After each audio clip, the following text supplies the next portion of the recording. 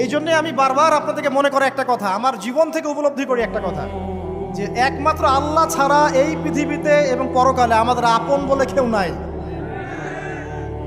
বাকি সবাই সবার স্বার্থের জন্য আছে। মানুষ মানুষের অবস্থানকেই মূল্যায়ন করে, মানুষ মানুষের অবস্থানকেই মূল্যায়ন করে। আল্লাহ রাব্বুল আলামিন আপনার ভিতরটাকে ভালোবাসেন। দেখেন, আপনি যখন নামাজ পড়েন নাই, আল্লাহ পাক কিন্তু আপনাকে ধ্বংস করে দেন নাই। আল্লাহ পরম করুণাময় আপনাকে হেদায়েত দিয়ে নামাজি বানিয়ে দিয়েছেন। জীবনে অনেক পাপ করেছেন, ইনস্ট্যান্ট আল্লাহ পাক শাস্তি দিতে পারতেন, আল্লাহ পাক দেন নাই। আল্লাহ আপনাকে ভালোবাসেন, আল্লাহ আমাকে ভালোবাসেন। আল্লাহ পাকের এই ভালোবাসার ঋণটা শোধ করার জন্য হলেও নামাজি হয়ে যান, আল্লাহর পথে ফিরে আসেন, দিনের জন্য কিছু করেন, দিনের ফিকির করেন, পড়াশোনা করেন। প্রিয় ভাইরা, আল্লাহ পাক তৌফিক দান করুন।